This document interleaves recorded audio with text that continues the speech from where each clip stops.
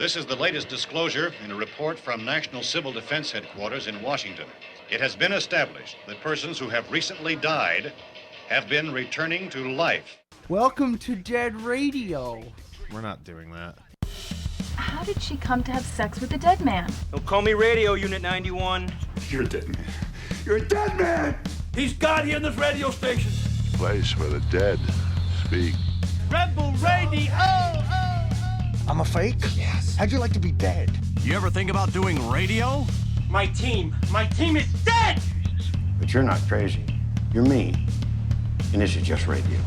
By the powers vested in me by the Federal Communications Commission, I command you to get on the microphone in a serious manner and continue this broadcast.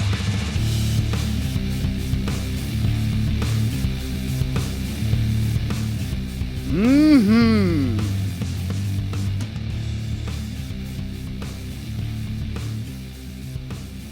And continue we shall.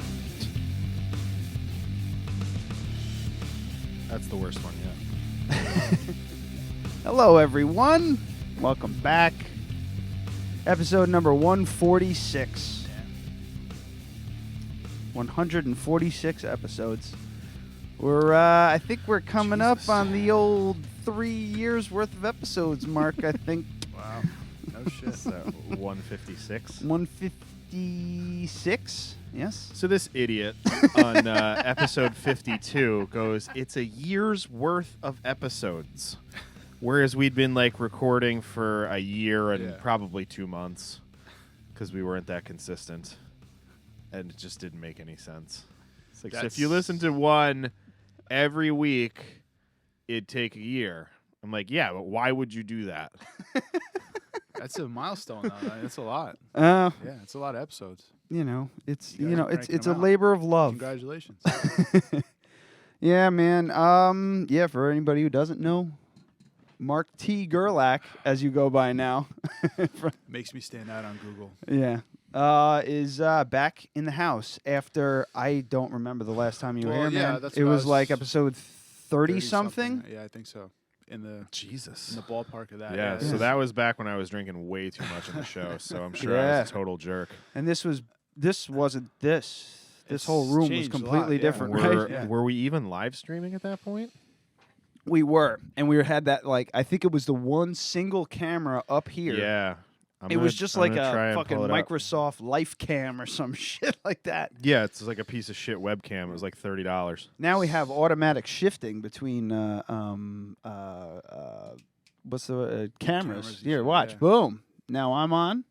10 seconds later, it'll show Adam. So besides really fancy the technology and shit, what have you guys really learned just from doing the show so much?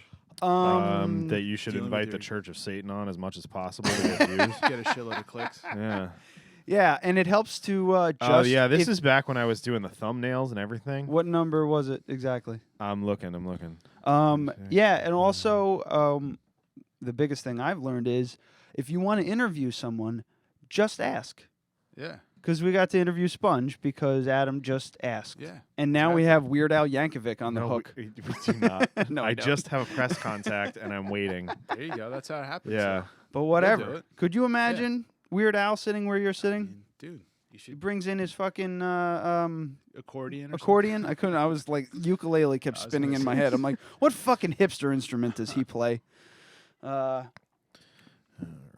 right. I am still looking.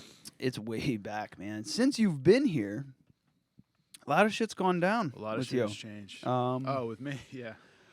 Well, no, I'm not just talking us. I mean, for anybody who doesn't know, Mark ran Hudson Valley Transmitter, which was like a sci-fi art and poetry and all kinds of different stuff. It was just a zine, if you will. Mm-hmm. It was free. We have a bunch of. We still keep them on that's cool. Our desk there. And you did 4? Yeah, we did 4. We did it was quarterly, so we did 4, and it was a lot of work. There was only 2 people, me and my girlfriend Daniela, working on it. Mm-hmm. So get right up on that mic for me, please. Oh yeah. Can you hear me? No, I can hear you. Just get closer. I understand.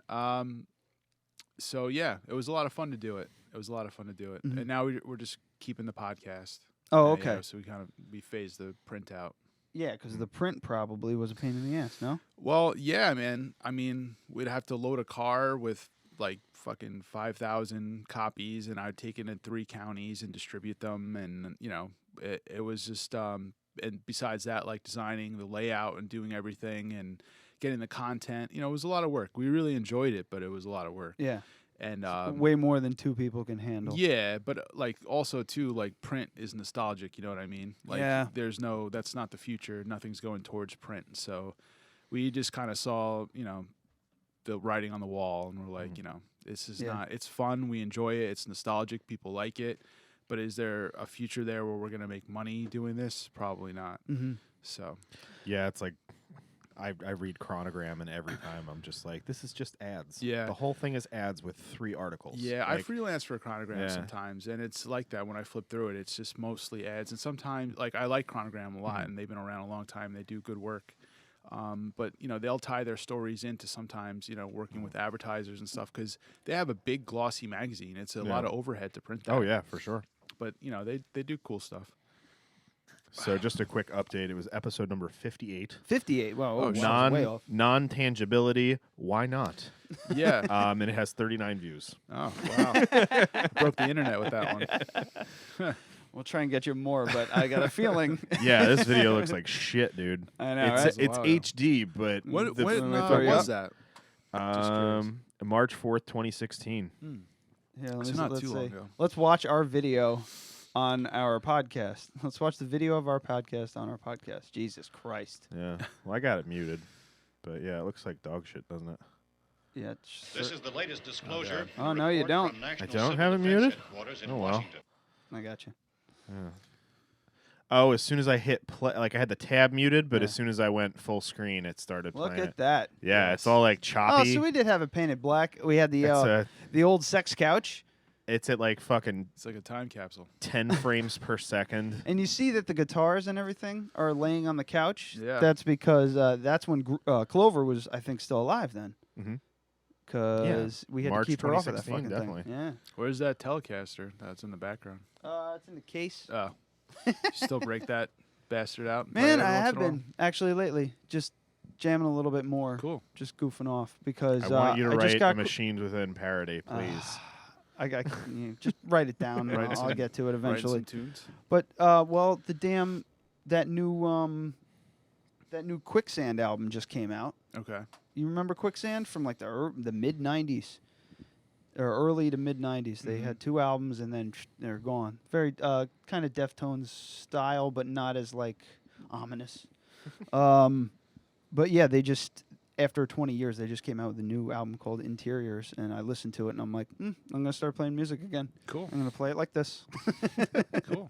And then I got a gift certificate to Dark Side Records, and I went Nice. I went just out of control over there. And I was stupid the other day. They were filming one of their... Just the other day, or... Well, one of my stupid, my chronic stupid moments. I was over there, and they were doing one of their little skits for the Facebook page that they do. Yeah. And as I was walking in, JB was about to start, and he goes, "Hey, what's going on? Hey, you want to get in on this?" And I was like, "No," because it caught me way off guard. And then they started doing it. I was like, "Fuck, I'm stupid.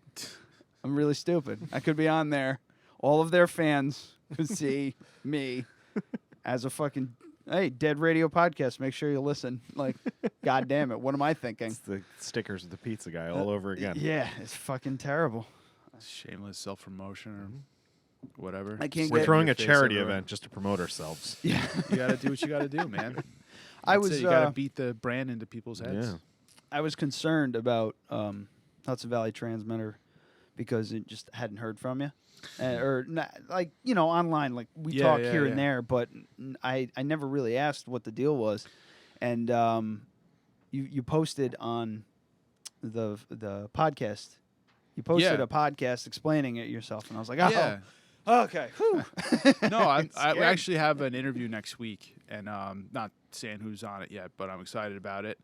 And for me, it's just something that I do to like let people share their stories about their projects. Right. You know what I mean? And surprisingly, I got a pretty good audience. Like, not breaking the internet. Yeah, not or dead anything. radio level no, or anything. not right? dead radio level by any means. Sure. But there are people that listen to it. So I was like, you know what? I feel like I'm obligated to put out a message, because over the summer, like this year, I wrote 3 screenplays. I've just been busy doing that. So it's a lot to do the podcast. Like I was doing them twice a month, like, or at one point, like every week or 2. Like it just became too much for me. So I saw it's still going to continue, but it's not going to be, I'm not going at it hard like, you guys every week. Yeah. Just can't. It's a lot. It is a lot. It's almost too much, And I'm just doing audio shit. He's, he does all the video stuff, and that's the most important. Honestly, important nowadays. Honestly, I have enough footage to put out 3 videos a day for the next 6 months. Yeah. But I just can't get to it. You know what I mean? We just constantly scrubbing, bitch just about- scrubbing all of it. People are probably It's like- tired of hearing about how much of a pain in the ass it is. Yeah. Oh, you're just talking to a microphone the whole time, huh? Dude, the fucking that video that I posted today. You want to know when I did that? I did that on my birthday. That was a couple of days ago. Oh yeah. And I'm so burnt out. I forgot that I did it and didn't post it. Yeah. I put it on my. No, actually, it was before that. It was the night of the party, the holiday party, because I put it on my phone to show you, and I was gonna say like, well, you posted the show today, so I'm gonna post this tomorrow. Yeah. And then I forgot for 5 days. Like that's how much shit I have going on that I finally fucking finished a video, and forgot to put it up. And then you get strangers coming into my house in the basement, and then you got to interview them and talk to them and everything like that. Right. That's the biggest thing about that. Yeah. And I always thought that listening to your interviews on your podcast, it always sounded very. You always asked the right questions, solid questions, and some people were kind of like they wouldn't give you too much and everything, but you're able to like keep it going. And when you sit down, I saw you have just pages and pages of shit to ask people. And like Church of Satan came in, I had one page filled up with a bunch of notes, and I fucking like ran out of steam. Yeah. I was like, holy shit, I asked all the questions already. How the fuck did I get here? Now I got to dig in. And that's what, having, Adam is great. If I didn't have a co-host here, I don't know what the fuck I'd do. Because we got to feed off of each other to get through it. But you like have a nice solid It would interview just be, skills. Man. I wish I had that. Yeah. You know? That was hilarious. I saw that compilation. Did of all you the listen to emails. it? Yeah, that was funny as shit, actually. Yeah, that was. Yeah. But you guys have a great chemistry in terms of like I always think of you guys as like a comedy duo where like Adam's more like Adam's more like the straight guy and like Ryan's more like the slapstick. Gay guy. Yeah, like cartoony type, you know what I mean? But you guys balance each other out. Yeah. It's a cool chemistry. I'm gonna murder that fucking dog. And the funny thing is, like, the comedic chemistry is the exact opposite of how we are in life. Like, he owns a house. He's got a mortgage. His car works. And my life is just in shambles. But I'm like, can we stay on topic here, Ryan? Well, it's not me. But you said something when I think you were trying to be like facetious when you did mine was like NPR, and I think you're right, and I didn't really take that as like a diss or anything because that's how it is, and like I do like my background for newspapers and shit. I had to like ask people questions, and sometimes people, you're interested in what they're doing, and sometimes it's just a job, and you have to like ask them questions like bankers or some shit like you have nothing in common with, so. Yeah, I tried it, but questions are like a double-edged sword because sometimes it's like, yeah, I'm glad I wrote that down and was prepared, and then sometimes I just get distracted by them, or I ask them out of order, or like that's why I stopped doing it. I completely stopped doing it. Yeah. We used to do show prep. I used to email him shit all the time. I just stopped doing it. Yeah. It's way better if I just show up, and if I'm interested in what you're saying, the conversation will go down that road. If I'm not interested in it, I will just be like, so what are you drinking? Yeah. You guys ever find that like someone's talking and you're listening to them, maybe paying attention to questions or something, and then realize like maybe deep into the conversation that you have no idea what the fuck they're talking about? Almost every guest we ever had. every time with him. I do that. Like and, I'm so hyper focused on everything, Right. I forget Yeah. to focus on the Well, main thing, yeah. which Yeah. is listening to this person speak. And I think eventually when we get, like an intern or a producer or something like that, like somebody who's not on mic, Right. who's worrying about all of that, who's worrying about Well, the that's board, what I was just gonna say. he'll get better. Yeah, He people- won't get a lot better, but Right. he'll get a little bit better. People don't really understand that you're watching the levels, you're watching the cameras, you have other shit going on just besides the conversation. So it is distracting. Yeah. You see, just now you didn't even catch that dig that I just made to you. No, I caught it. You did catch it? Yeah, Okay. I just wanted to go. point I it don't out, give a so. shit. I hear it. I Yeah. just am like, I- at this point, it's just like, meh, For me, get away. I mean, for me, like for what I do, I just kind of show up and just whatever. His job is a lot harder. But then it's like, if I had someone to help me with this, I could do 2 angles, have them scrub video, go, hey, these 3 things were funny, and then I can edit from there instead of spending 5.5 hours going through a 2-hour show, and then I start an edit, and then a 2-minute video takes fucking 3 hours. You know, I used to have full sheets of topics that I wanted to cover, and then there were times where we'd only get to 3 or 4 of those topics, and those were really good shows. Yeah. And there were other times where we'd blow through them all, and it just felt like disjointed or whatever the hell. It was until Now, always, I only have 5 or 6 things, like 6 and that's max, only if and that's you wind up being really boring. Which is very high possibility. Or if there's something that we have to talk about. Right. You know what I mean?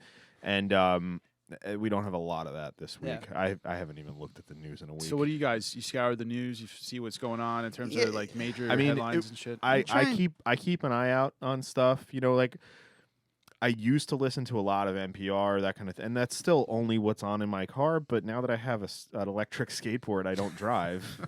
So, I mean, there's stuff that we could talk about, but we're not a national show, right? Yep. That's the big we're thing. pretty local. So us talking about fucking Trump. Yeah, that's fine. It might be an interesting conversation, but you can talk about him. It doesn't all really. fucking day. It doesn't really doesn't affect the people that are around us. But I would. if you do hashtag, I don't know, Trump said some dumb shit. Like, then I mean, that could get us somewhere, but spike in the views or something. We've I mean, I should just put fake hashtags in like everybody else on YouTube. That's what everybody does. Yeah. Like if you, Justin like, Bieber's a dude, I reptilian. guarantee if we put Pokemon in a title, Yeah. Somebody would just listen. put Pokemon in the title of this episode. Let's just this episode is named Pokemon, right? To be the highest rated episode. So it's ever. going to be Pokemon. I don't know how to spell Pokemon. The episode, the episode. And then hashtag fail. Yeah, it's going to be Pokemon fail. That'll be the name of this episode, and we'll get 3,000 views. Probably. A hashtag Pokemon fail is the title. Even better. Yeah, there we go. So you heard me that's say how before. people do this shit, man. Like we're a slave to the hashtags. There are people. I mean, and there are people that do it that deserve to be popular, that know how to fuck with the algorithm. Peter McKinnon got 1 million followers in 7 months. That's unheard of, and it's because he goes, "This is what's hot in photography, so I'm going to put that in the title with this other thing that I know is trending." Hashtag hot photography. Sure. So it's not that he manipulated the algorithm; he just utilized it. Yeah. Whereas there's other people that just manipulate the algorithm. Well, where they will seriously write, they'll put something up as a kid-friendly video and just say like, Trump, Pokemon, fucking whatever is popular. Like they'll just go top Twitter trending hashtags and they put that in the title, to deceive. and it just. When you're up next thing, it goes by what you're into, right? And then it searches through titles, and then once it finds titles that it likes, it goes into the tags, and then once it finds tags that go with what you're watching, that's what you see. Jeez, it's fucking exhausting. I don't even like listening. There to are it. there are people that manipulate the shit out of the algorithm. They get 1 million, a million or views or so. And then, boom, their page is done because it was completely against all of YouTube's rules. Mm-hmm. But they made a quick $500. Do they have a rule about that or about hashtags though? No. Does your hashtag? No, have you to can put be- anything. You can put anything you want. Right. But when you manipulate the algorithm, and you do certain things like you put Like there's a bunch of what does that mean? Manipulate the algorithm to exploit what it's trying to do. So it's stupid. It just sees words and then it associates those words with what you've watched already. Okay. So the words that other people have put up. So for instance, like I watch John Oliver stuff on YouTube because it's only on once a week and it's just easier for me to watch it on YouTube. And they put it up a little bit later and all that stuff. So I get all these suggested John Oliver videos and they're all pirated. Every one of them's pirated. Mm-hmm. But these channels, they go, they'll be like the real John Oliver, blah, blah, blah. And that will be up for only a few days before it's caught, but they'll get 20, 30 million views in those few days. And that's a few $100. So how does YouTube not catch that? How do they get paid? Because there's like 7,000 hours of video uploaded to YouTube every minute, right, or something crazy like that. They don't have like a trolling bot or something. Oh yeah, they have tons of them, yeah, but there's no way to keep up. Like with the check though, like or the money, you know what I'm saying? It's all automated. Yeah, it's all automated. It's instant like that. Yeah, it's right I mean, away? you get paid at the end of the week. We've never been paid because we don't make enough money. Because you gotta get just like Patreon or Zazzle or whatever. You hit a certain amount. Our numbers. I mean, like the first 2 years that we did this, we never broke like a penny. Right. But now, we're into a couple dollars a month, which, to be honest, is a couple thousand views. Well, you were saying last time I was on, you played a clip of the Dazzling Doom song. Yeah. And I was like waiting for my check because you were like something popped up where it was like copyright infringement or something. Yeah. Yeah. And I was like, so maybe I'll get like a 35-cent check. No. It would be. We found out what that 35 thousandths of 1 cent, maybe, because CD Baby is the one that monetized it. Gotcha. And like I said, we had 39 views on that video. I so guess CD Baby is a lot of thing that bands sign up for. It's like a what is it? A promotional distribution? It's a distribution, digital distribution, or I still don't understand what it is, and people are just like, yeah, I don't understand what it is either. They are the ones that flag the copyright, and we contend it because the person who wrote the song is sitting right next to us, and they go, "Oh, okay," and they back right off. If I'm remembering correctly, I think they published that EP that we did. Yeah, I think they're very popular at smaller bands. Okay, so the distribution and then publishing. there was some there was something in your contract that said we will enforce this for you, and then at a certain dollar amount they'll pay you out. Gotcha. But it's a scam, but it's a pretty smart scam because they probably put it at $5. It could be whatever. Right. Once it reaches a certain amount, then we'll pay you out, and we keep a percentage for doing this service for you because we're an amazing company. Gotcha. And it all sounds great on paper. But they make out. But they make out in situations like ours where it's a few hundred views here and there. Right. They monetize it, and then they keep that money, but as long as that money stays below whatever that amount is that they said that they were going to pay you, that you never get the money. They just keep it. It's fucked up. And that's why I fight it. I don't care about the fucking 12 cents we're going to make off that video. Right. I care about, fuck you, that's not your 12 cents. Yeah, it's principle at this point. And I've got, I have a video that's got 20-something thousand views on my YouTube channel that I don't use just because I hit the hashtags just right, and it was what people wanted to see at that time, and it still grows and builds, but I have copyrighted music in it. Whatever. It is what it is. Yeah. I did it for a wedding video, so it didn't matter. I never planned on monetizing it because it's something that I'm going to hand the people a fucking DVD. But had I known that it was going to blow up to that, but even then, 18,000 views, that's a couple dollars. That's nothing. Yeah. And motherfucker, that's just one tiny little stupid fucking thing that we got to deal with on top of all the other shit. Yep. That comes with just doing a podcast. And yeah, and like today, the video that I put up, the name of the album, Francis Dean, Unscratchable Bitch, makes it. That's what the video is about. It's a review of that EP.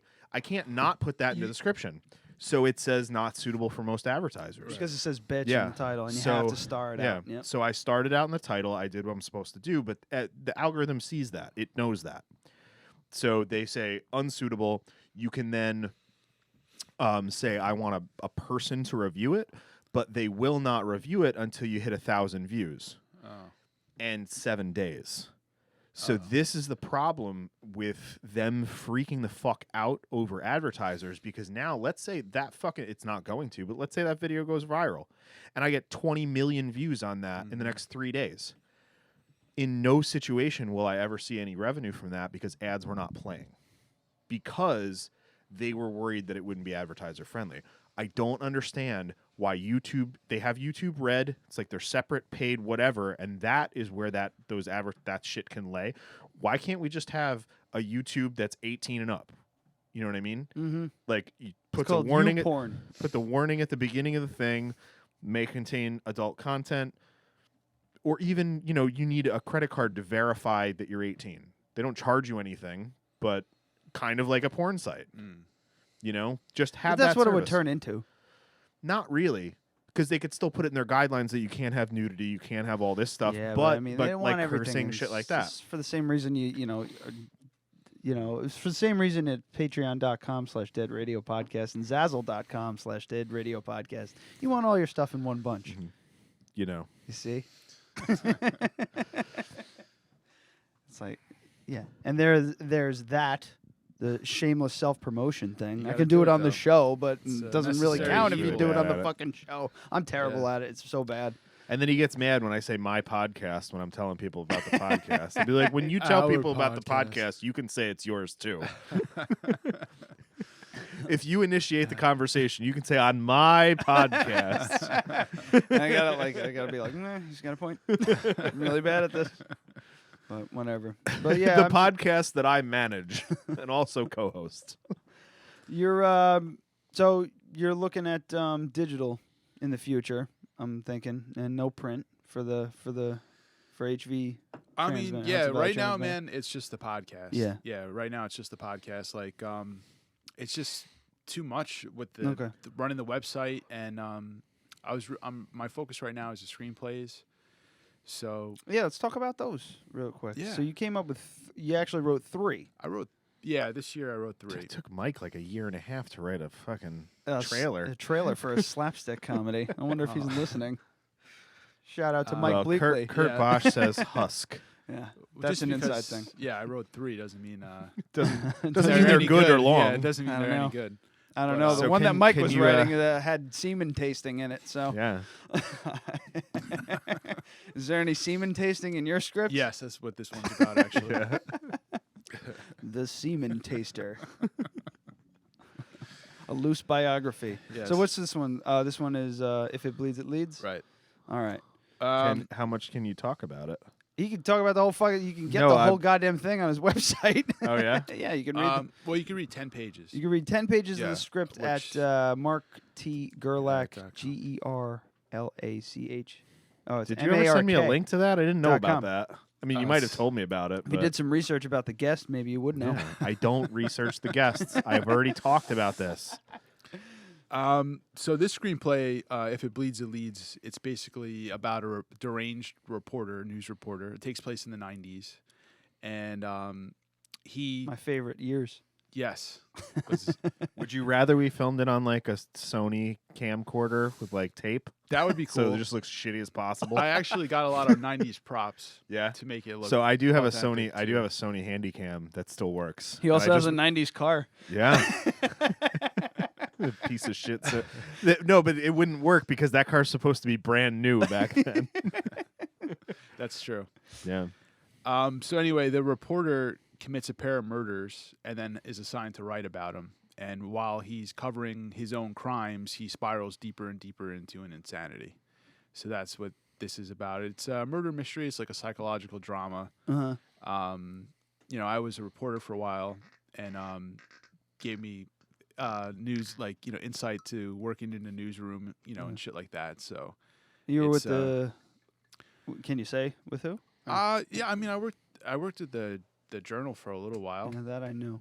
And I worked at a newspaper in New Windsor called the Sentinel for a few years. And I worked in this. My whole professional career, it's what I've done. I've covered different things, but I've always done that type of work until recently. And now I write technical manuals. Oh. Tell us about that. Yeah, I want to know about technical It's manuals. gonna put everyone to sleep. No, I don't really want to know about that. That. Well, I'm pretty excited for this project. Yeah, man. Is my title director of photography? Yes. Yes. Yeah, Adam's going to be shooting it. Did you mention that, or you just started talking about it? I don't think. What now? What yeah. What are you talking like about? as we were talking about the script, Yeah. I don't think Yeah. we mentioned. No, we didn't mention it, but so you came to me looking for some advice on equipment, and I was like, with your budget, you'd be better off hiring me with my very expensive equipment, and it'll look much better. I was gonna film it on an iPhone.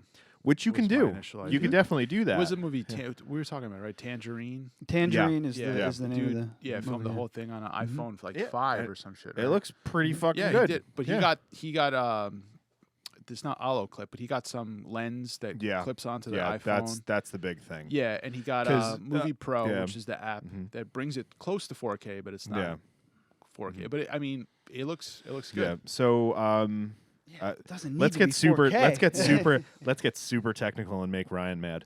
But you want to, if you have the capability to shoot in 4K, you should, because when you bring it down to 1080p, it looks better. It's kind of like the same, like you shoot larger format film, you make it smaller, it's just sharper. Then there's also the fact that you can crop in post. Right. So you can move the camera around if the camera wasn't moving. You can't do that in 1080K? You can do it in 1080p, but you lose quality. 1080p? You lose quality. So as you zoom in, all that zooming, the pixels that you're taking out are bringing it down to 720p, let's say. Gotcha. Whereas 4K, you can do, I think it's like 30% you can cut out, and it's still 1080p. So I do it all the time.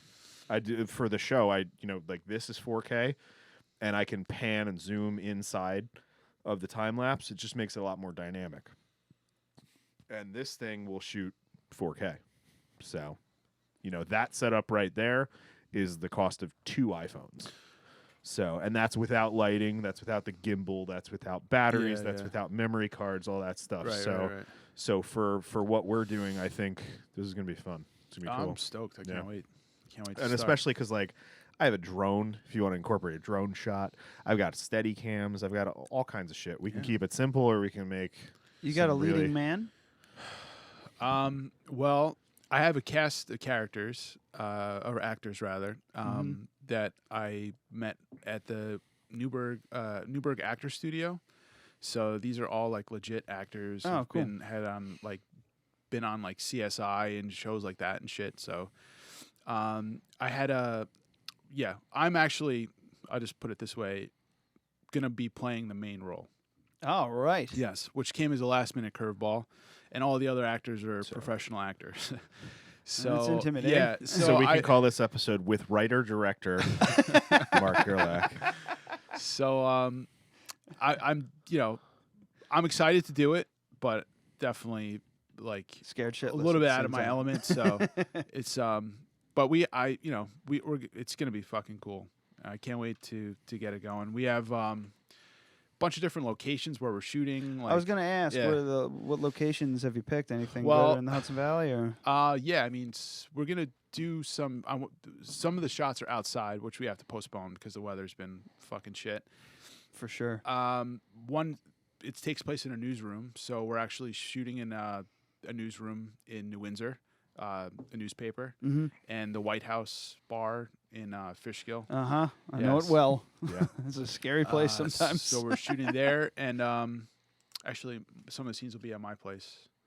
That were my apartment. Oh, okay. Yeah, my apartment, Cool. which we morphed into a '90s studio, and I bought actually to That's cool. do some of the decor. I know you'll appreciate this.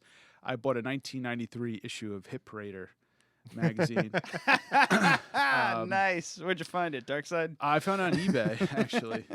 I should go through some of my stuff and see if we can find, because I've got I was I said, fucking all that about Sony Hip Parader Handycam, was like the shit. that was my first video camera, and I still have it. It still works. That's cool. I have a lot of shit like that.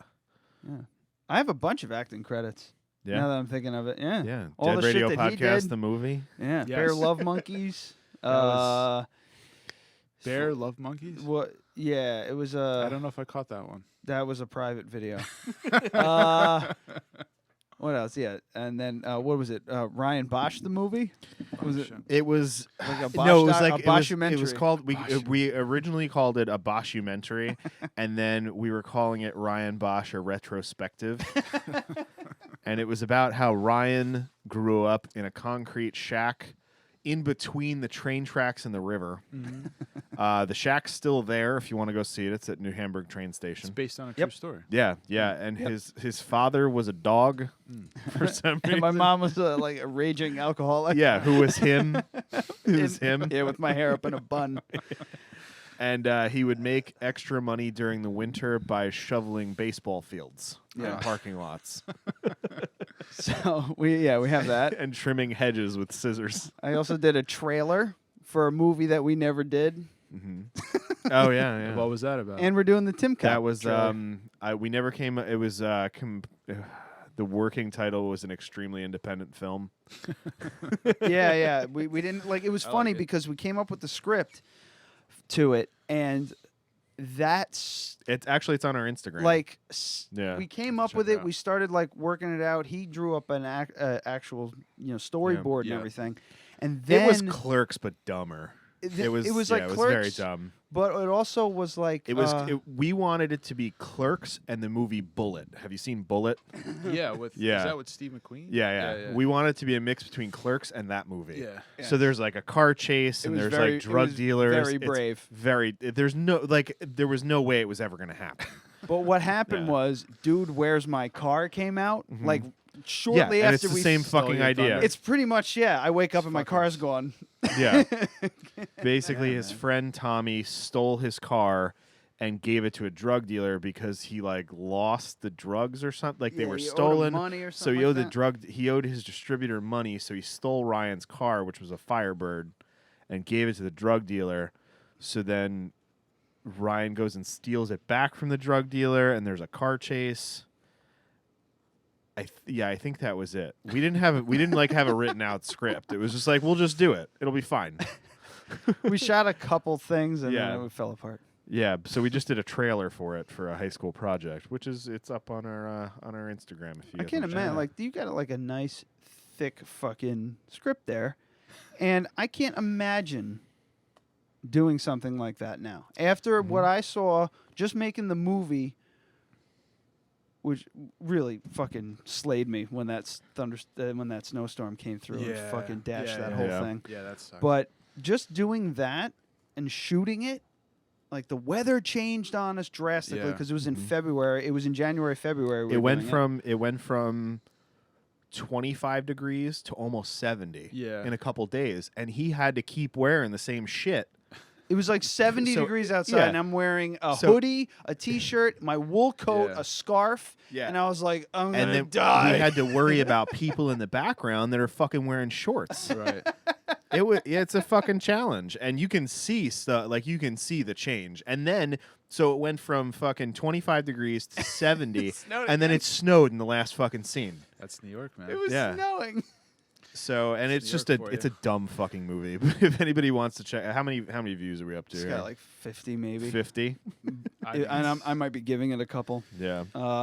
But just watching ahead of its that time. and then editing it, watching what he had to do to edit it, and like all the footage, it was just like this is exhausting. I couldn't even imagine doing that. Even want it like. To me, I'm like, nope, I don't want to do that ever. It's it like takes a little bit all of the, especially because you have so many people now. I'm doing like my own stutter and mutter and prick right now. Do we have that? No, I don't have it. Anyway, I do have it. All right.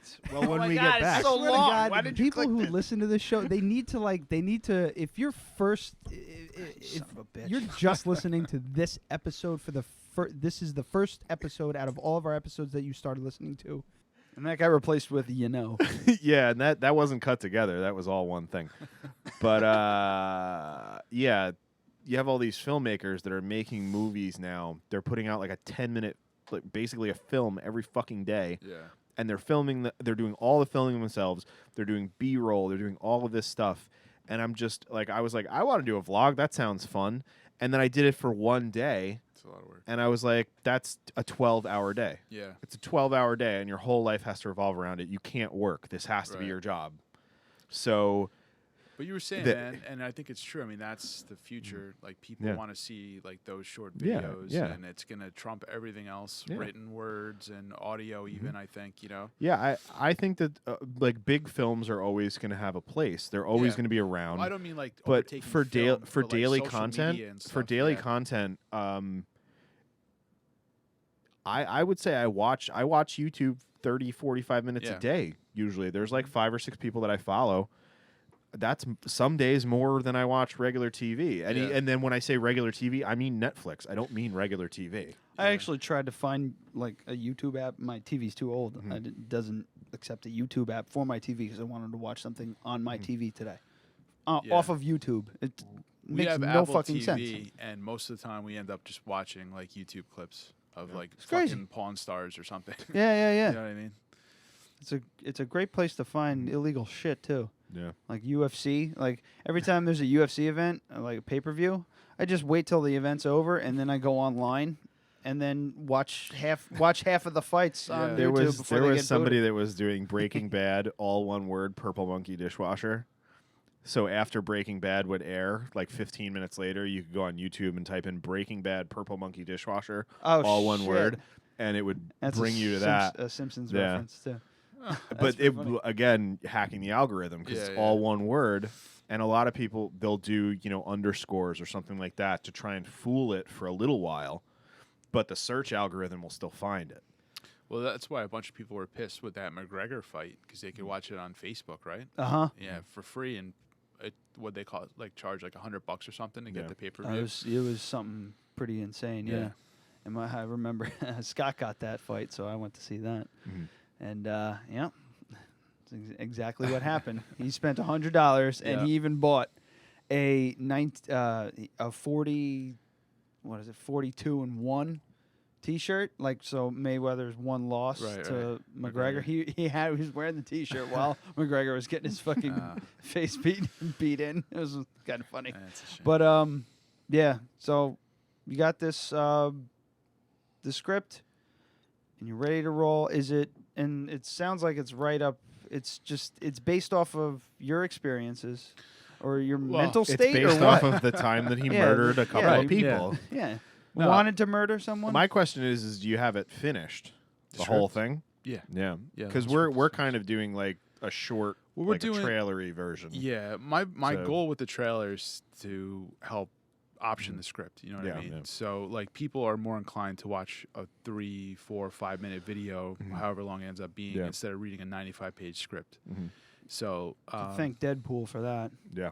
Oh, for sure. No, it's a Deadpool thing, man. And a couple other people. I think Guillermo. I can never say his name. Guillermo del Toro. Did a thing called the Leviathan, and it's a YouTube video, and it's all CGI, and it looks phenomenal. Yeah. And you're like, holy shit! I want this to be a movie. If you want to check out, it's similar to what you're doing. There's a studio called Oats Studios, and all they do is short films that are they're just ideas for movies, and a couple of them have turned into things. And it's not Oats Studios, but District 9 came from that kind of thing of just making a short YouTube video, 5-6 minutes, and getting people like, holy shit, I want this to be a movie. Right. And then when you go to a studio and you go, so I've got this idea. We've got this short film that we want to make a full length out of, and it has 26 million views on YouTube. Yeah. And they go, if those 26 million views, even if half of those people show up to the theater to see that, boom, right there, you got your budget covered. Hell yeah. So that's what happened with District 9, and there's a couple other movies that it's happened to. So. But yeah, if you want to check out some awesome fucking 9 was one of them. 9 is another one, yeah. But have you ever seen 9, the animated movie? Yeah, that was based on a short too. Yeah, so was Wall-E too. Wall-E too? Wall-E, yeah. Well, I'll be dipped in shit. But Oats Studios, awesome fucking stuff, and like Marvel superhero movie level special effects in a 9-minute short on YouTube. Fucking awesome, great shit. And there's a couple. I mean, if you follow Oats Studios, and like I was saying with the algorithm, you watch a couple, they'll just start popping up, and you'll see them. And there's some shit out there, but some of the best zombie movies I've ever seen have been 6 minutes long on YouTube. I've seen a couple like Star Wars, like Jedi type shorts, and I'm like, motherfucker, these are good. There's a Darth Maul one out there that's fucking amazing. Yeah, there was the one with that people like somebody put it out and then somebody recut it together to be a preview for a Netflix series that was not. It didn't exist. It was not in the works. No one ever fucking made that. But they cut up somebody's short film and labeled it as that, and people went fucking nuts because it was supposed to be like an Old Republic Netflix series. I wonder if Netflix actually picked it up after that. Could be. That'd be cool. Like an active internet piracy turns into an amazing Netflix show. It's a happy ending. I'm looking it up right now. I want to take a break though because I might piss my pants. Yeah, I have to pee too.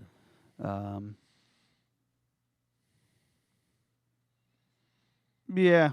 Couple questionable things are saying that it's happening, so a couple questionable. Yeah, I don't think it's actually happening. Google it yourself. And actually, no, I know it's not happening because of Disney. Disney's pulled everything from Netflix. No, so there will be no Star Wars. It will not happen.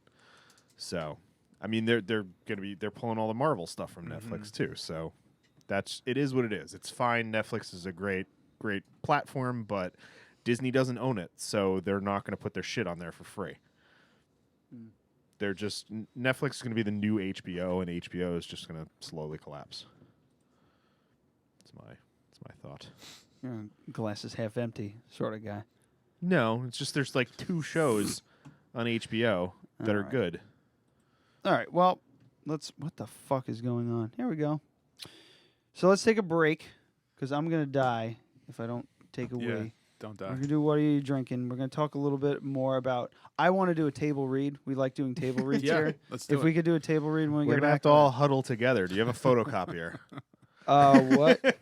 I could take a photo of the page and then like read it off my brand. But new look at how Moto legit 5 it is. Like his script has his name watermarked on it, so that if it's ever leaked, you just used what is it? What is it called? The program. Final Draft. Yeah, there you go. Yeah. Final Draft. I couldn't remember what it was. So yeah. All right. Let's do. Are we doing plugs this week? I don't think we need to. We didn't. Probably not. We'll save it for next week. Everybody knows we work at Crafted Cup, and it's great. Yeah, all right. Just go there. Well, you're one of them all. The fuck is this? This is Bait Patrol. Anyway, we're gonna take a quick break. Check out Mark Gerlach, 10 pages of his script. If it bleeds, it leads on Mark MARKT Gerlach GERLACH.com. He's also at HV Transmitter on Facebook. That's still that's still there. It's still gonna go. All right, very good. And keep an eye out for the podcast. Right now he's focused on the script, but we'll see something soon, I'm sure. So we'll be right back. Enjoy the DRP break music mix that I made on iTunes.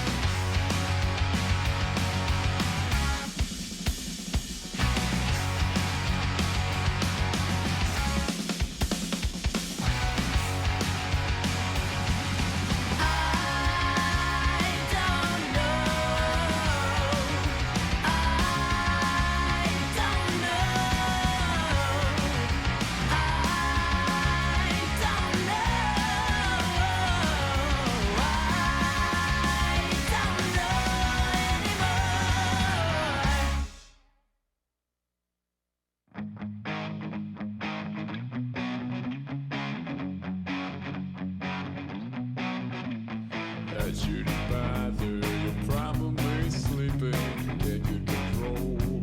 Constantly weeping when I'm told that I was just dreaming. My veins explode.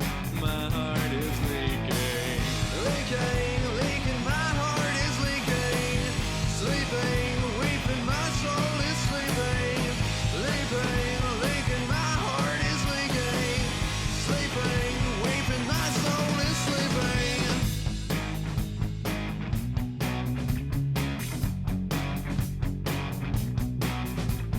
I shouldn't bother. You're probably sleeping, can't get control. Constantly weeping when I'm told that I was just dreaming. My veins explode. My heart is leaking, leaking. My heart is leaking, sleeping, weeping. My soul is sleeping, leaking. My heart is leaking, sleeping, weeping. My soul is sleeping. I'm deaf and blind, a life incognito. Oh me, oh my, let me know, torpedo. You probably thought you saw me shooting stars again. I only go where the bleeding March is living. I'm boring, I wake up on Sunday, not Monday. Can't cut a line if it only goes one way. You probably thought you saw me going blind again. I think I thought that we had different kinds of friends.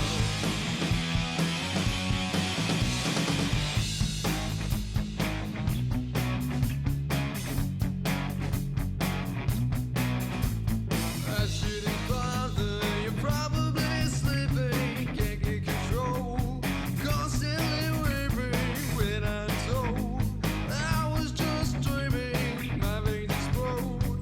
My heart is leaking, leaking. My heart is leaking, sleeping, weeping. My soul is sleeping, leaking. My heart is sleeping, weeping. My soul is sleeping. I'm deaf and blind, life incognito. Oh me, oh my, libido, torpedo.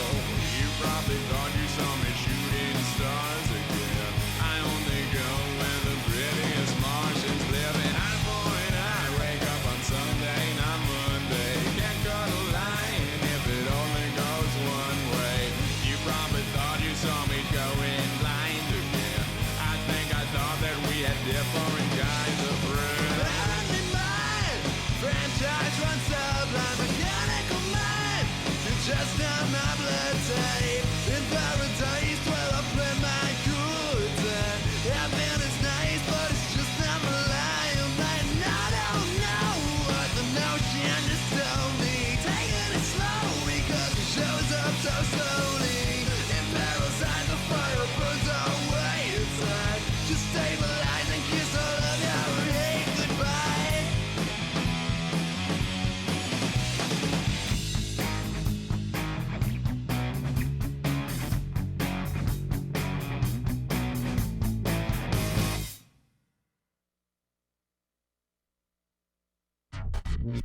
Hey, this is Vinny from the band Sponge, and you're listening to Dead Radio Podcast.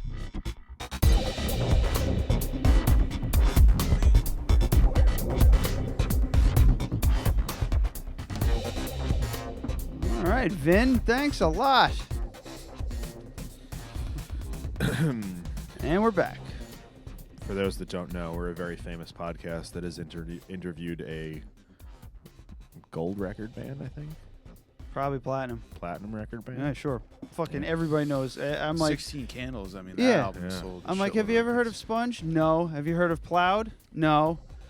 World of Human Wreckage? Oh shit! Yeah, that's a great fucking song. Yeah, it's called Plowed, dipshit. It's 16 Candles, and then they go 16 Candles. I'm like, yeah, that band. I'm like, no shit, they're still.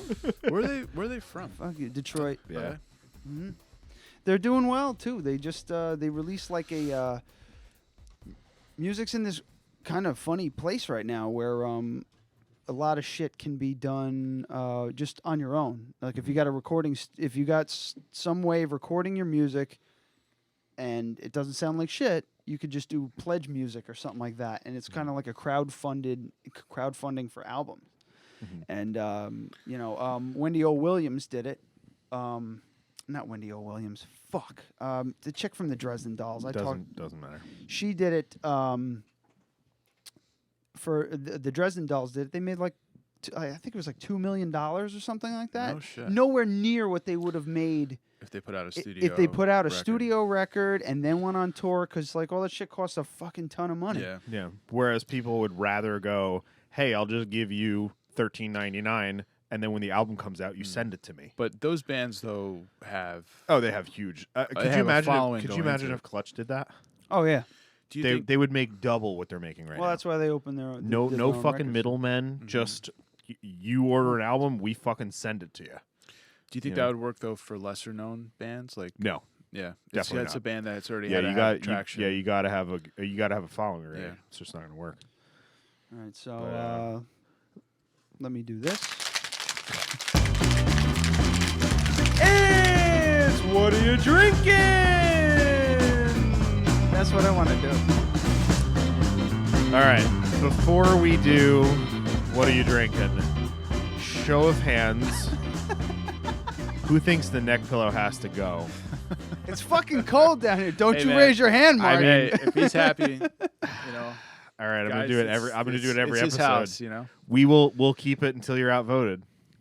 I'm gonna start That's wearing fine. bizarre shit on my podcast, just a robe with nothing under it or anything. I tried doing the But the funny part about it is yours not a video podcast. No, is it? right? So, no so one it'll would just ever be know. to fuck with the guest. To be like, why are you wearing that? And you just be like, wearing what? This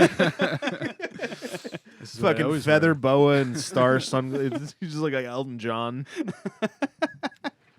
Yeah. Well, I like my tiger or lion. I don't. What is it? It's a lion. It's a lion. I Or tried the first half of the. Apparently, it's a dog to Kathleen. The first half of the fucking show, I couldn't. I did it without, and I came back downstairs. I put it on real quick to see how much warmer it would make. It makes me. It makes me way warmer. But do you I feel- understand? I don't care. Do you I don't understand care. that it's going to become a gimmick that you're going to have to stick with? It's fine. I'll just go with it. It's going to be fucking July, and it's going to be 92 degrees down here, I'm and gonna the have- fans going to be like, where the fuck's the neck pillow? Yeah, I'm gonna have neck acne from it constantly being on my neck, sweating and rubbing. That's fucking disgusting. So anyway, what are you drinking? Let's get into it. So we started off with Two Roads Little Heaven Session IPA, and it says right on the bottle that it's crushable, so I knew it was going to be good. Hashtag crushable. Yeah, it was good. And it's delicious. It's very good. It's very sessionable. It's like 4.5 something. I always mistake Two Roads with Two Way, which is Two Way is in Beacon. Yep. I think. Yeah. I always confuse the two, unfortunately. But it's a rather good beer. is it? Yeah, it's crushable. It's a crushable IPA. It's a and that's crushable. all It's a crushable liquid. It's not too wangy. Yeah. Speaking of that, we have Ryan Burbridge on next week. Oh yeah, the Long bringing Trail representative. many crushable liquids for us to drink. Is Aaron coming in as well? I haven't talked to him about it yet because I forgot. Oh Christ. So I will talk to him about it. Aaron, if you're listening, we had to bump you. So can you come in next week? He was supposed to come in middle of next month, but like we had a whole band, and it's Pete. And Pete is like trying to fucking wrangle a greased up pig. So I was like, you can do that day. I'll make it work. So sorry, Aaron. I mean, you can come in, but there's gonna be a full band that day. But you should come in next week. He's not listening. No, he's not. Aaron's not listening. We watch his show, but his show's only 2 minutes long. I don't think he had a show this week. Doesn't Oh, matter. Continuing on, it was Adam's birthday on Friday. Happy birthday. And we all wished him a happy Thank you. birthday at Shotsky's. Shotsky's. Which in New York. is the coldest restaurant in Poughkeepsie, New York, by far. It was 45 degrees. In there. The entire fucking place had their winter coats and scarves on. Yeah. There's people who had gloves on at the table. Bosch was sitting on his shemig, and I was sitting on my vest. Yeah. Like my down vest. I had just to keep warm. Damn. As we were getting dressed, Brooke goes to me, you know what? We should probably put on thermals because it's going to be cold in that fucking place. It was cold there last time, and we went there. When did we go there? For Amy's birthday. When was that? That was in September. Okay, so September we were Yeah. there and we were like, damn. So it's it cold was in probably it was in the 50s outside, and they just don't turn on the heat. But I don't know what the deal is. I think something's broken, and they're relying on the electric heaters like we have at the coffee shop. Yeah. Crafted Cup, 44 Raymond Avenue, Poughkeepsie, where it's very warm and nice, but it's a much smaller space and it's not brick walls. So it's 45 degrees in there. If you go there for lunch, it's the same temperatures outside. That's a problem. But so for his birthday, to repeat the trend, I got him a bottle, and I didn't bring it to him at the play. I just left it here because I knew it was gonna. Yeah. If I gave it to him, it'd probably not make. It might not make it till. Might Monday. not make it to the show. Yeah. But talk about it because it's fucking So delicious. this is really good. It's High West Silver Whiskey, Western Oat. Yes. And these guys are out of, I just fucking read it, Utah. And they're Utah's first distillery since 1870, and they're the only ski-in the world, ski-in gastro distillery. No shit. So it's a restaurant that you fucking come down the mountain, ski in, step out of your boots, and order some fucking food. Sounds great. Except for I wouldn't want to ski or be outside in Utah in the winter. Yeah, so sounds like a great place. It's really good. It's But this really is- unique in my opinion. Yeah, I mean it's like a really high quality, silver whiskey, and it is aged in oak.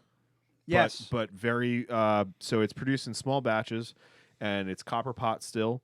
So it's got that very like moonshiny flavor that you can only get from a pot still, and like Chad's stuff has the same flavor. Obviously, not the same quality. Yeah. Chad is a person that we know that's not me that makes moonshine. It's got like it tastes like coconut. It's like Yeah. tropical. You fucking read the label, you piece of No. shit. What does it say? It says Does it say coconut? vanilla, banana, coconut. I was gonna and say blueberry. banana too, but I held yeah. it back because I thought it was too You're weird. I think you're a fucking liar. Nah, I didn't read the label. Yeah. So it was barrel.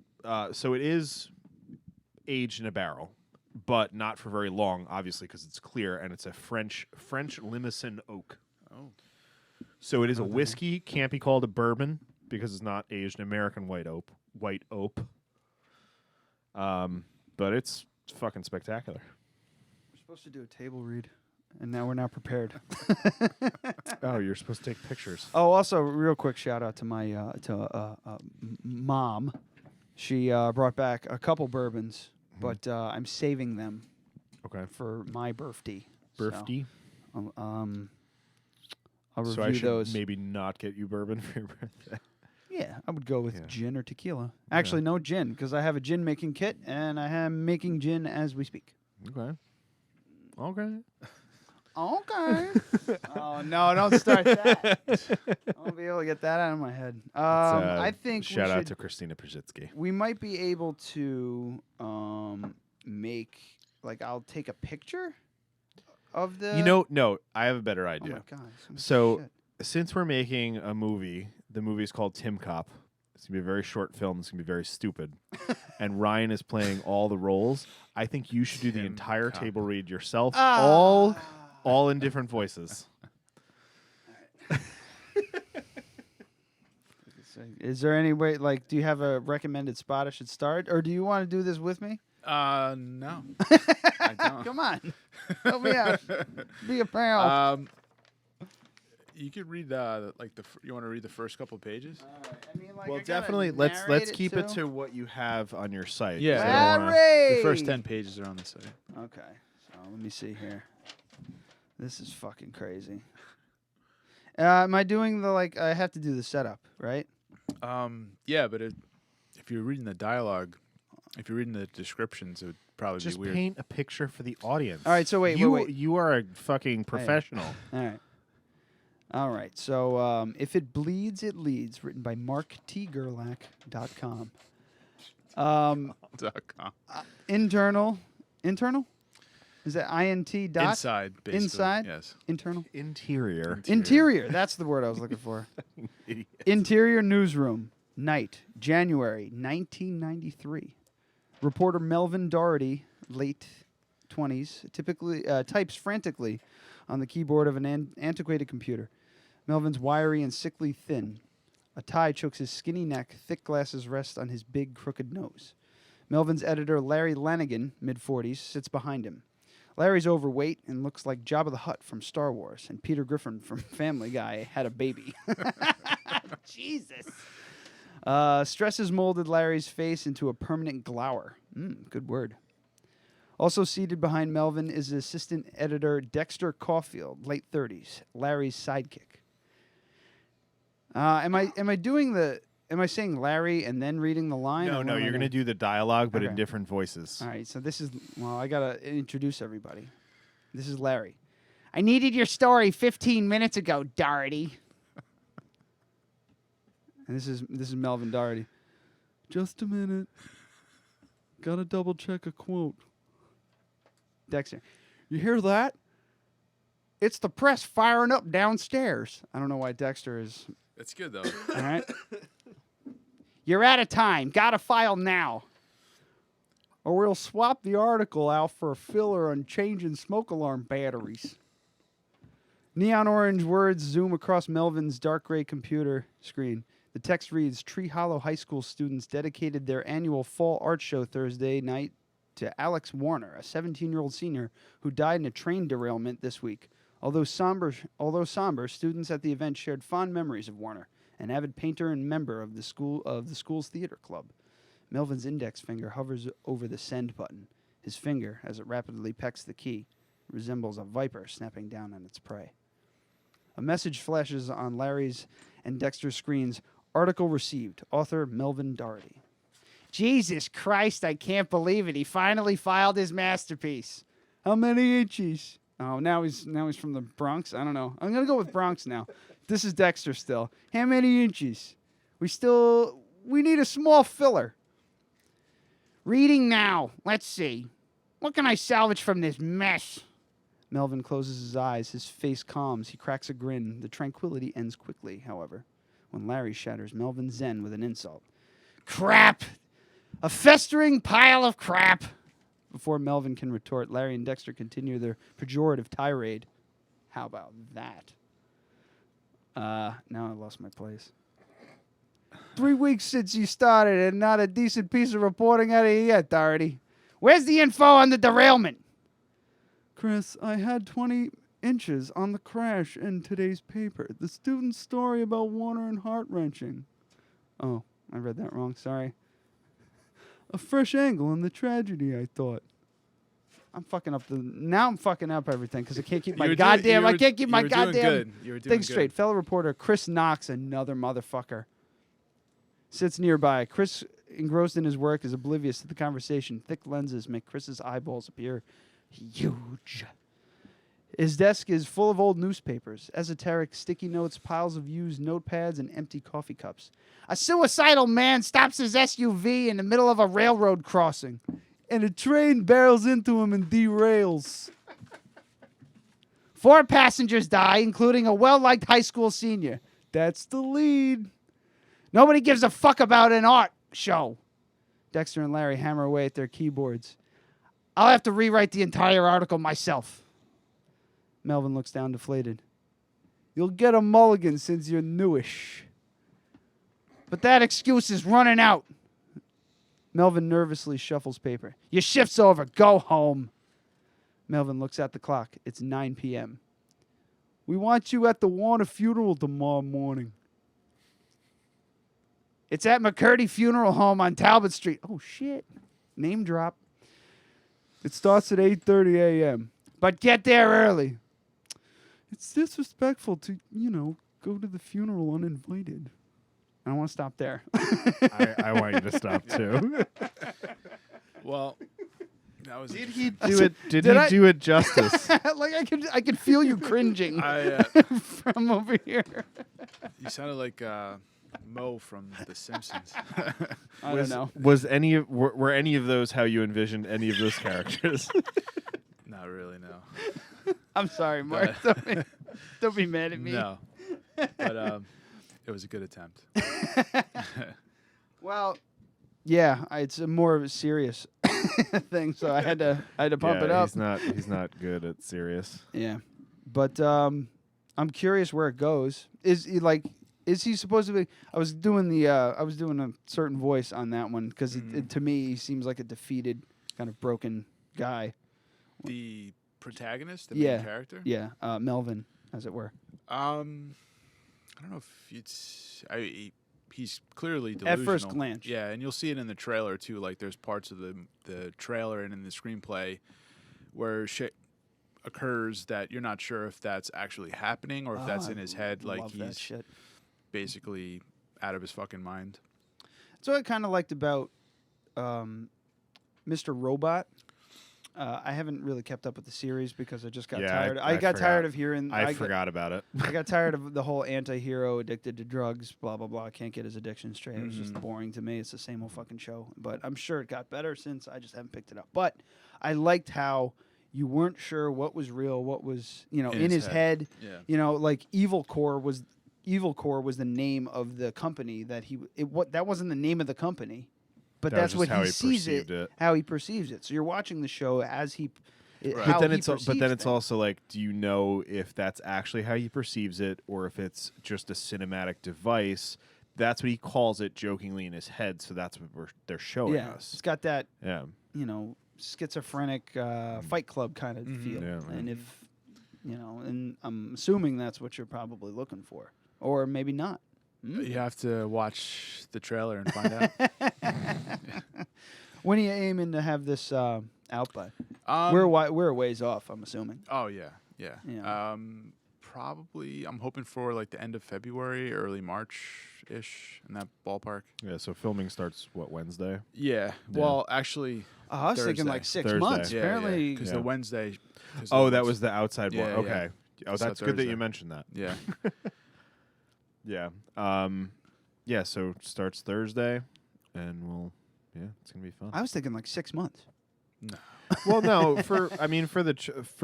My end of things, I'm just filming, and you're gonna do the editing. We'll have to let's we'll have like a quick logistics meeting right before as to like what kind of format you're looking for and blah blah blah. So, but yeah, I don't want to get too technical. Oh my god. Sorry, I can't help it. I'm gonna come by early and fucking give that thing to your dog. So what about the what made you go into start doing the screenplays? Was it just couldn't because you were doing the journalist thing? Yeah. And I thought that seemed like something that, to me, when I heard that you were, working for the Journal, I was just like, that fits, Mark. But I guess I always wrote short stories. Even when we played music back in the day, I always wrote short stories. And then I went to LA 2 years ago, and I was passing the Writers Guild. I looked into the Writers Guild a little bit, and the thing with like music, as you know, is a collaborative thing where it's more of a group activity, where writing could be very introverted and you're kind of just stuck in your own head. You know what I mean? So I was looking for a way to monetize short stories because I never had patience to write a book. I never wanted to write a novel or something. But also write in a way that's you're collaborating with other people and basically like working on a visual medium, you know what I'm saying? So you're working with other people, you're working with the film people and the actors, and so it's a way to kind of bring a short story to life. And that's actually what I wanted to do with the Transmitter. Initially, like that's where I saw it going, was every issue we were going to do a short video for one of the stories in the magazine. Oh, okay. And it just wasn't clicking, it wasn't working the way that I wanted it to. That's a full, that has to be a full-time gig at that point. Yeah. Because it would be like because there was a lot of sci-fi and shit like that. So it's not like I picked this screenplay to do a trailer for because it's realistic for us to do a trailer for. Yeah, there's no special effects. There's no spaceships and fucking explosions or anything. Right. It's pretty straightforward in terms of shooting a movie. It's like a murder mystery, psychological drama. You could do that on a pretty low budget. You know what I mean? So, but to answer your question, that's why I got into screenwriting, is because I always wrote short stories. And I was like, where can I? Because I enjoy doing that, but how can I take that to another direction? You know what I mean? And writing for TV and film kind of seemed like a good fit for that. Yeah. What about the other two scripts? What are they like? Can you talk about those, or you don't know? Yeah, I mean, they're teased on the website too. Like if anyone wanted to read a couple pages of them. Oh. They're one is like a haunted house kind of story, more like YA, like young adult type plot line, and the other one is a basic like run of the mill sci-fi story. Oh. But you know, like every time I write a script, I definitely get better at writing a script. Because this, like the first one that I did was called Haunted Portraits. That was the first one that I did. You know what I mean? And as you do it, you kind of, because it's all formulaic. Like a screenplay, a feature-length screenplay is very formulaic. Like in the first 10 pages, you know, like you're introduced to the characters, the world you're in, and then something happens on the 10th page that basically puts your character in a situation that sets the course of the movie. You know what I mean? The like, MacGuffin, which is our safe word. What? Safe word. I don't know. I saw that, but I don't know what a MacGuffin is. MacGuffin is a plot element that catches the viewer's attention or drives the plot of a work of fiction. The defining aspects of a MacGuffin is that the major players in the story are at least initially willing to do and sacrifice almost anything to obtain it, regardless of what the MacGuffin actually is. That sounds about right. In this, they call it an inciting incident. So Okay. it's kind of like a Well, that's MacGuffin. like a slang term that I found Yeah. out. I thought it'd be a fun safe word. Good job. Yeah, so on the 10th page, always like the main characters put in some kind of fucked up situation that kind of out of the norm, you know, and sets the course for the rest of the movie. But that's what I'm saying. It's just like a screenplay, generally like 90 to 120 pages. It has this very rigid kind of like formula of how the pages are set up. On the 30th page, it's like the end of the first act, and the 60th page, the end of the second act. You know what I mean? So if you can get the template and populate it sort of with a story idea, it's actually not that hard to do one. Jesus. Maybe I should start writing No, screenplays. That would be scary. Just I'll go do back it. to music. Go back to music. Well, I want to write screenplays with my... Why not? I would be interested to see what would come of that. It'd be mostly just ripping off other stuff because, you know, creatively I can flounder sometimes. That's kind of where Most I'm at times. too. I would have loved to have been a writer, but I just don't have that initial idea stage. You know, the originality. It's the same thing with graphic design. I don't know where to start. If I have a client that tells me I want X, Y, and Z, I'll be like, got a great idea for that. Yeah, But the same way. Like I can come up with scenarios and plot lines for like fucking side characters in like Star Wars. Yeah. I can come up with shit like that easy. yeah, because it's the world bones is of it. already Yeah, it's the bones of it that's the tough part. exactly. There's hardly anything that's like truly original. Everything kind of bites off something in some way. Mhm. You know, like rock and roll, like is like basically you listen to a band. Avatar's Dances with Wolves, shit like that. Carbon copy of another song that you heard a million times. It's just a different spin on it. You know what I mean? Same thing with movies. Like people don't really want to see, like I'm not talking about everyone, but I'm talking about like the mainstream audience. Like they want to see a movie that they kind of seen before that they feel comfortable with, but it's like a slight variation on it. You know what I mean? Somebody said that to me one time. I'm like, why the fuck is there always sequels? Why are there always like? They Why make are they money, always man. rebooting? Why are they always redoing Because if a movie this? does well in the Because it's box office, familiar. it's a sure bet. You know what I mean? Yeah. So they know if they pump out another Star Wars movie, it's going to make money, so they're just going to do it. You know? Yeah. Well, I mean, and there are very few movies that I can think of that are I feel are completely original. Very few. Yeah. I mean, maybe Pi, Memento. Memento. was good. Memento was Yeah. mine. But even then, I'm sure there's some little kernel of some kind of inspiration But from something else. You know, Memento is a cult classic, but I wonder how much Memento made in the box office. Like but Memento, they made fucking yeah. nothing off Yeah. that movie until DVDs. So what I'm talking Yeah. about is like blockbuster movies, like not Yeah. independent, cool Blockbuster movies. movies that were like really 100% original. I'm trying to think. The Matrix. Matrix, yeah. Yeah, but even then, that's still pulling from a lot of things. It is, but it's like the Matrix is Metropolis.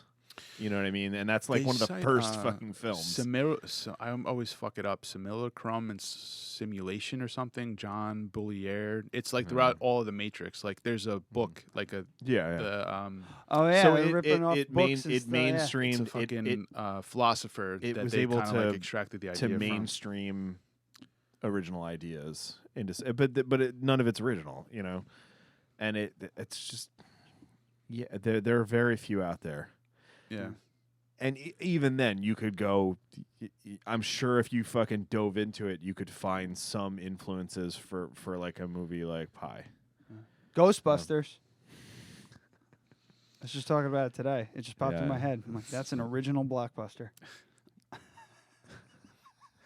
I mean, not really, because it's a comedy movie. Think about it.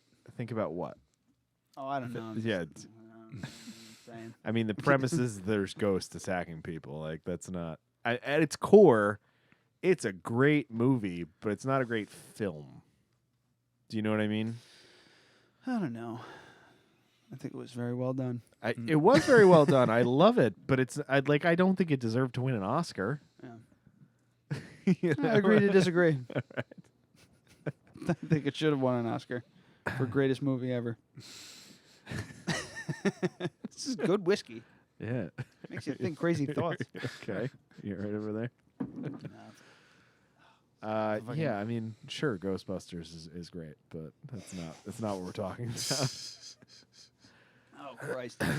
What else was there? Oh, did you real quick? This is kind of in the same vein.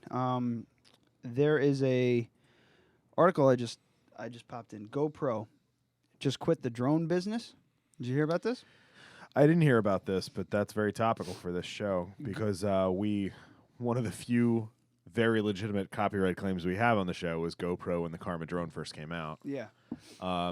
Yeah, I'm not surprised. It was an epic failure. Well, here's the article. GoPro is killing its drone business and slashing 20% off its staff after reporting weak demand for its products. The company, which had 1,254 employees as of September 30th, is reducing the number to fewer than 1,000. Founder and CEO Nicholas Woodman is also cutting his annual pay to $1. So, kudos to that man. The company has previously announced a layoff of 200 people as of November 2016.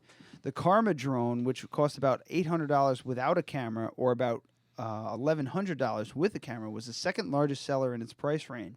But it said a hostile regulatory environment in Europe and the United States and an extremely competitive market makes staying in the business untenable.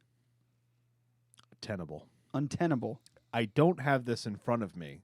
You people at home, just so you're aware, I don't have this in front of me.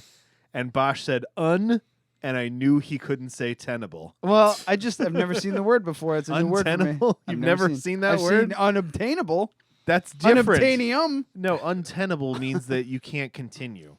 I know that. I just never seen the word. And, like, I understand. I've seen unobtainium from that movie The Core with Hilary Swank.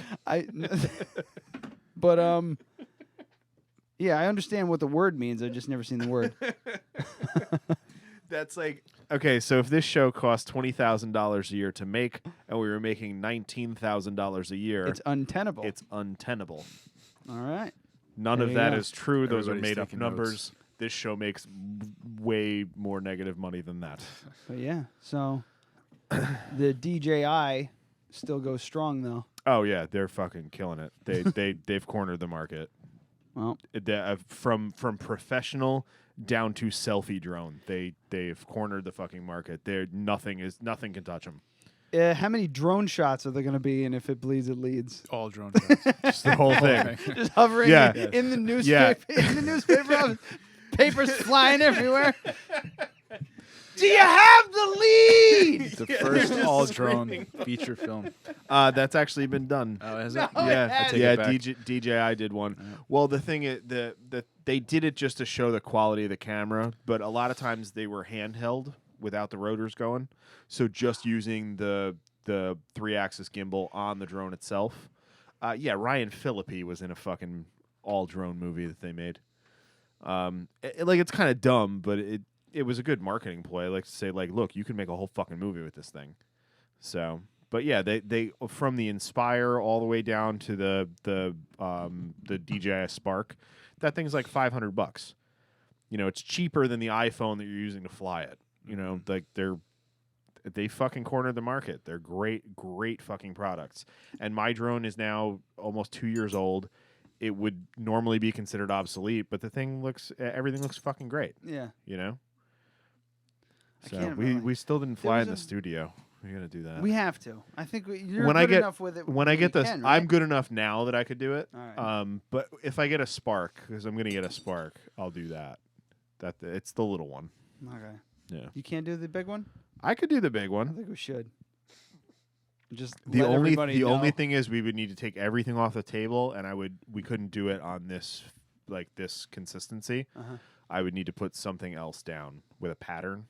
Oh Christ! Yeah, because it has a lot of trouble with like gray or black. Like I flew it at Darkside. I flew it in their shop, in the store.